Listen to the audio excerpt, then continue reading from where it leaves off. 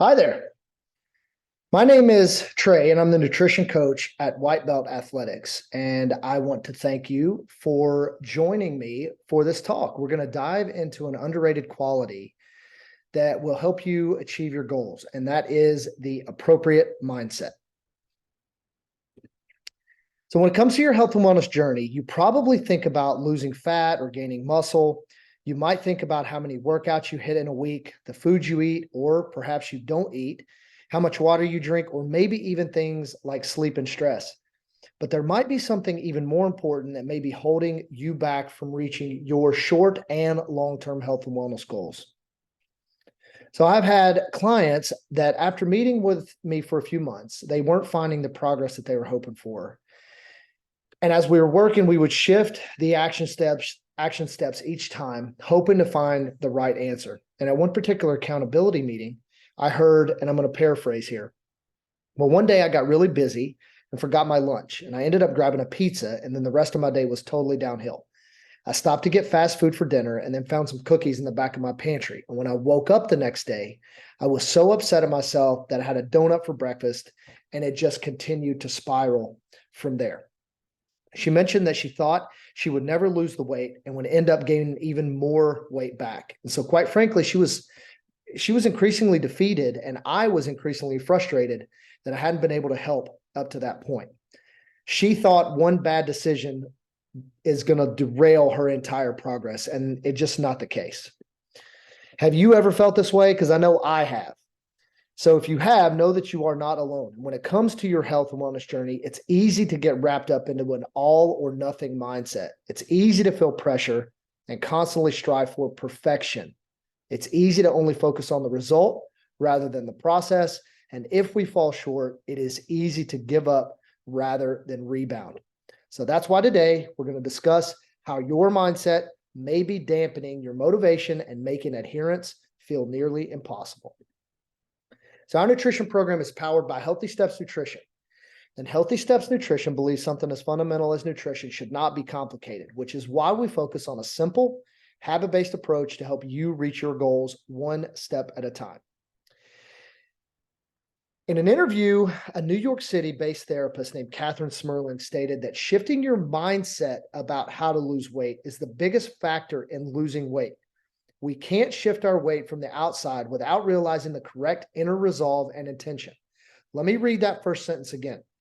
Shifting your mindset about how to lose weight is the biggest factor in losing weight. To help you visualize this idea, let's discuss the triangle that links these three domains: thoughts, feelings, and actions.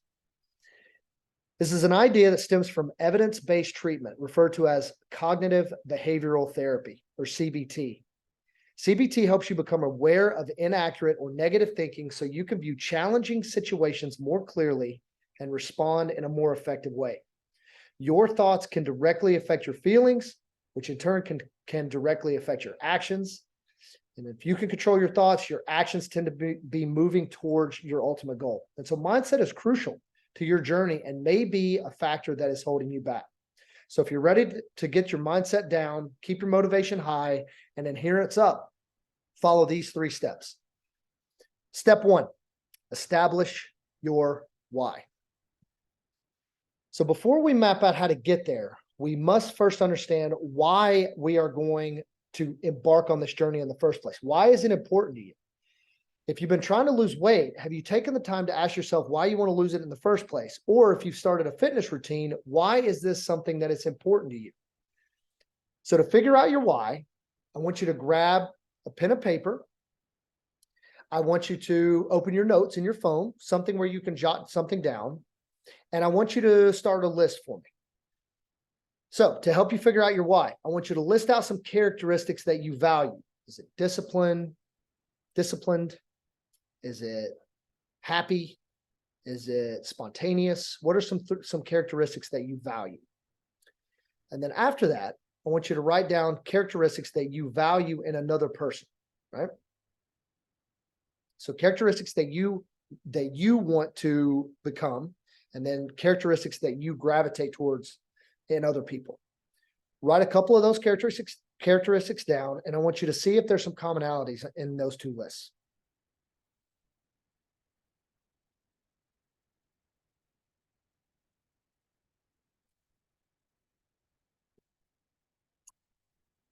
Very good.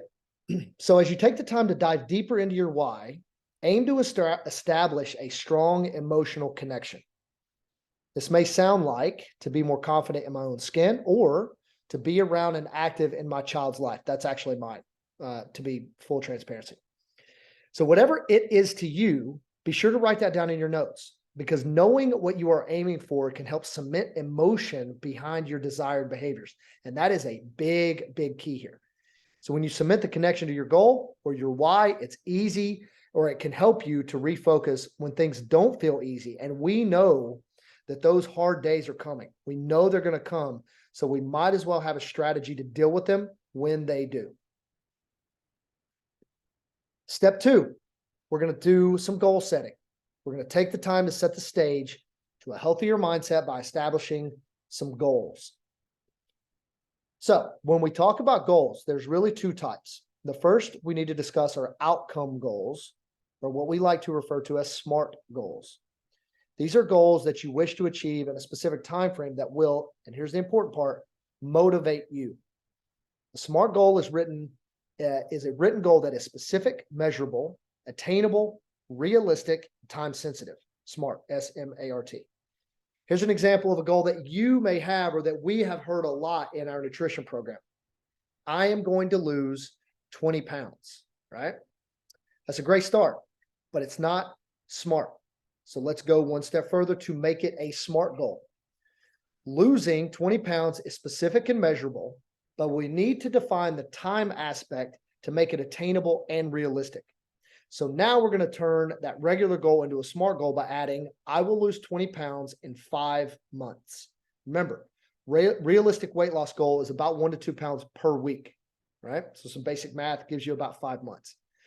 So having something specific that'll help you focus your efforts by looking at the big picture and ultimately increase the chances of achieving your goal. So go ahead, take a moment to write down a SMART goal in your notes.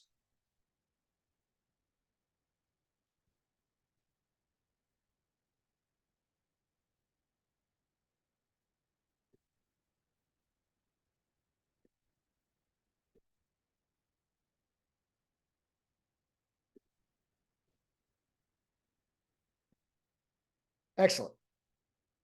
Second type of goal we're going to talk about is a process goal. It's a process goal.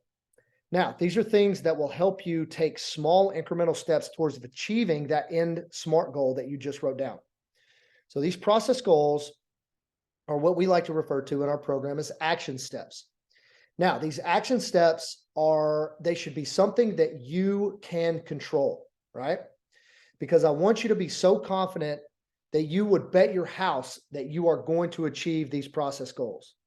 So the next step, next aspect of a great action step is to only write them in the positive. So here's the key. You're not going to write, I will not eat fast food for lunch. That's sort of negative language. It sort of sets the stage for negativity. So what we're going to do is shift that to, I will take my lunch to work 3 days each week. Very positive language, but I'm also taking, this is something that I can attain. It's a realistic goal for me.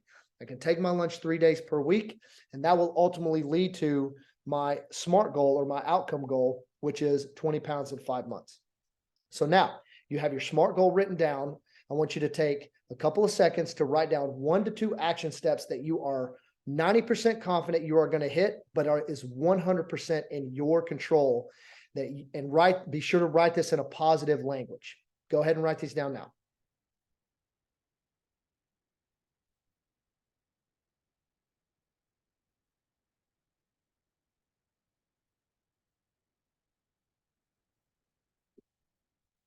Very good. So here is why listing your action steps in positive language is such a crucial aspect of this.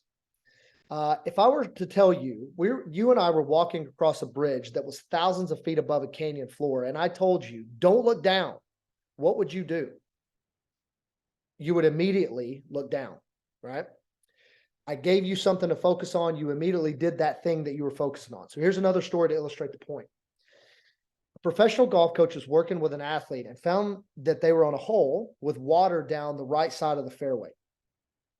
As the golfer set up for their shot, he thought to himself, don't go in the water, don't go in the water. And as soon as he swung the club and hit the ball, sure enough, right into the water. So afterwards, the coach asked the athlete what he was thinking, and he said that inner voice that was chanting, don't go in the water, don't go in the water. Coach immediately said, look, take another shot, but this time I want you to think to yourself about hitting it toward that big tree down the left of the fairway. Gave him something positive to focus on. The athlete took up another shot, and then as soon as he hit the ball went right down the left side of the fairway, leading to a better outcome of a par for that hole. So the coach explained that you must visualize what you will do rather than what you won't do. Again, positive versus negative reframing. So thinking in the positive will help you focus and align yourself in order to find success and move toward that ultimate goal that you set as your SMART goal, right? If you're only visualizing the failure or that water, in this case of the golfer, that's where you're going to go. Focus on what you want to achieve and you will be more likely to reach it. Now that you've outlined your goals, let's move to step 3, finding the mindset that'll help you achieve them. So step 3, remember the 3 R's. I want you to refocus, reframe, and recover. Before we go through these 3 R's, I want to go ahead and get this out of the way. These are not easy to do. They're not easy to do. You can do them, but you have to be intentional in how you set up your process, okay? So when things are going well, it's easy to continue to have a great mindset. Man, things are going well. Everything's great. I'm going to keep doing. But we know life isn't in a straight line, right? Point A to point B can take some turns and twists and corners. And that is when we need step 3. So we're going to keep with the same goals that we set earlier. And let's use the SMART goal of losing 20 pounds. And let's use the process goal of bringing the lunch to work, right? Okay. So imagine you're busy. Forget your lunch and eat way too much pizza and soda that the office brought in for work that day. You may be thinking that you messed up, and now you might slip back into thinking that you failed, right? Oh, I derailed my progress. Why even continue to try to do and make these better decisions, which may lead to other snacks and other treats and ultimately pull you farther away from your goal. So when you're starting to feel yourself slipping into this negative all or nothing mindset, let's remind ourselves to reframe the situations. Again, you have to be very intentional here. So rather than focusing on the particular meal, right, the negative actions of that day, let's reframe this and think about what you've done really well over the last 2 weeks, right? So let's hypothetically say you've been really great at leaving work and being present with your family at dinner time. So now let's see if that aligns with the why that you said that we wrote down earlier. Did the bad behavior align with your why? So for example, if you're the person who wrote down, I want to be active and present in my family's life, that's my why, then my, negative, quote unquote, negative behaviors didn't pull me away from my long-term goal all that much. My emotional connection is still very much in play with where I want to go, right? So if I'm the person that wrote down be active and present in my family's life, but I've done that really well over the last 2 weeks, I'm going to reframe my mindset to be positive about that and not focus solely on the negative aspect of, oh, I ate pizza and soda for lunch today. Okay.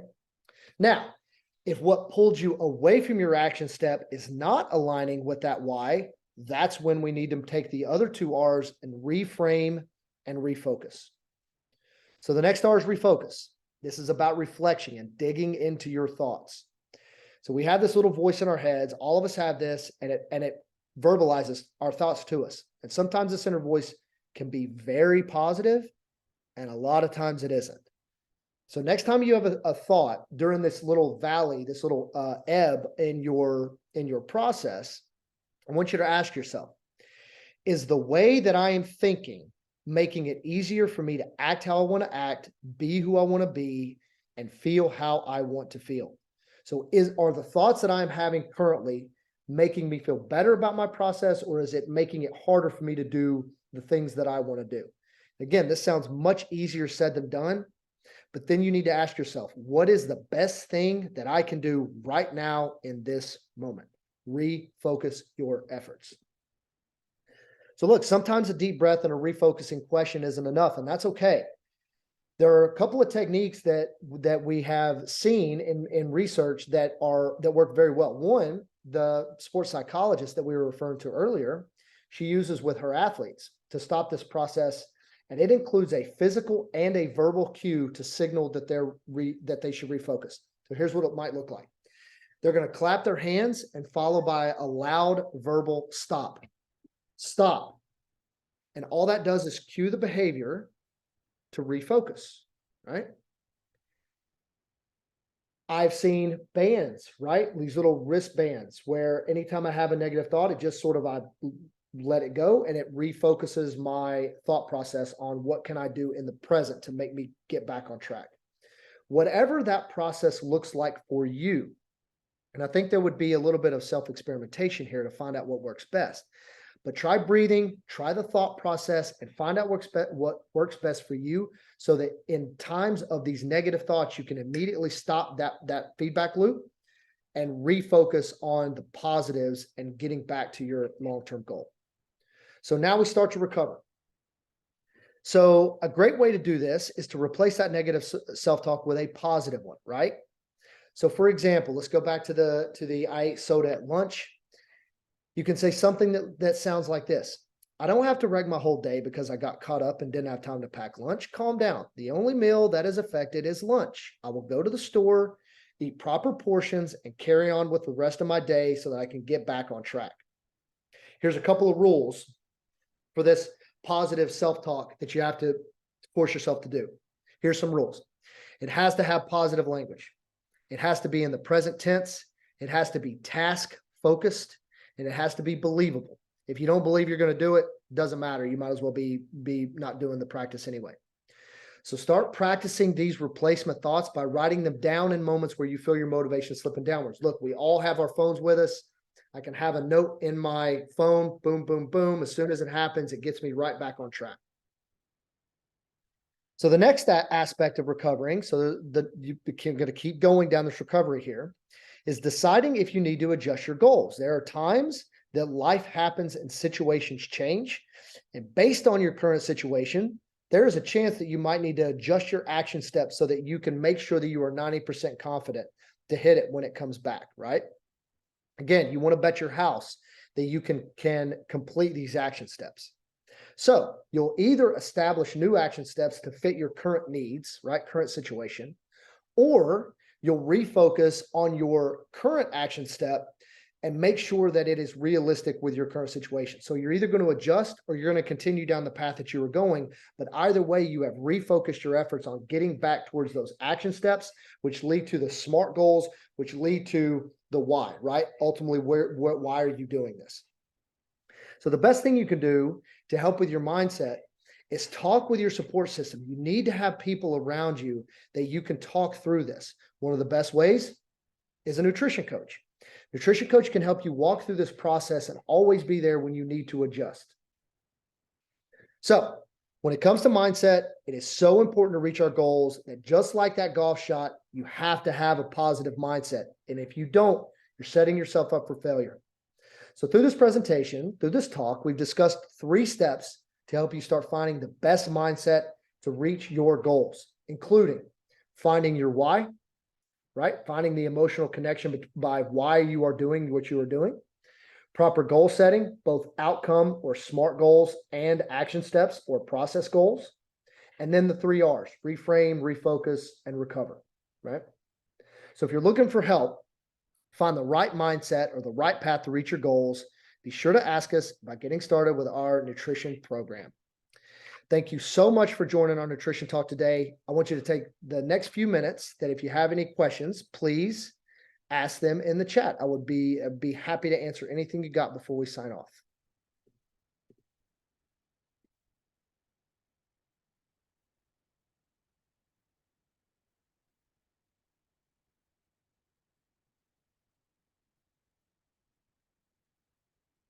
All right. You all have a lovely night. I will see you later.